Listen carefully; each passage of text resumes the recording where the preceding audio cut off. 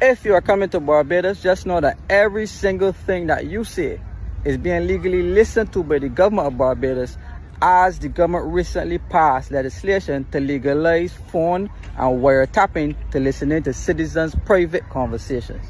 Now, something very deep is going on in Barbados and in the Caribbean.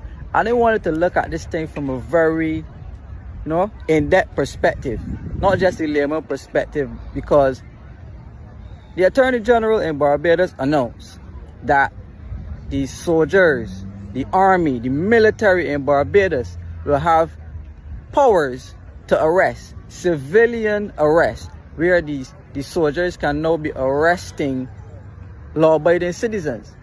Now, this type of behavior is not normal. This is totally out of the way, and you only see it in specific countries.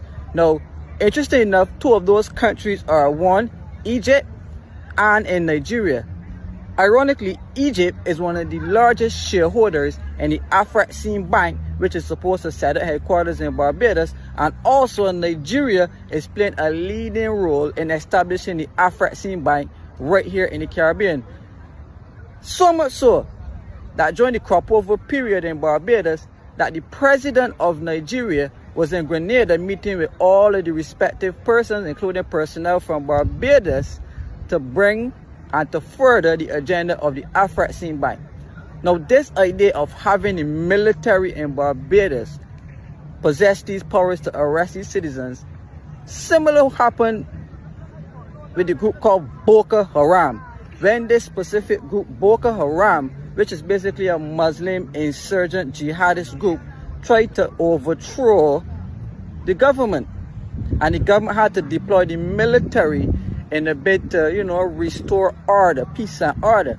And the government therefore allowing the soldiers to be out there doing their thing to quell this insurgent movement.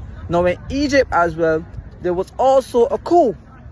And after the coup, the military had similar powers, much like the police, to be involved in domestic affairs. Now, to give the soldiers these powers is totally absurd. In the United Kingdom, no such powers are allotted to members of the army. So Barbados had to go to a republic to make these type of things very possible. Now, our current president, who's Sandra Mason, has been sent on leave yet again. Now, she's had more vacations than I don't know. And every time something pops up, the president is sent on leave and somebody's appointed acting. No, we are in the final and dying days of Sandra Mason's term as president of Barbados, and therefore a new commander-in-chief, aka the president of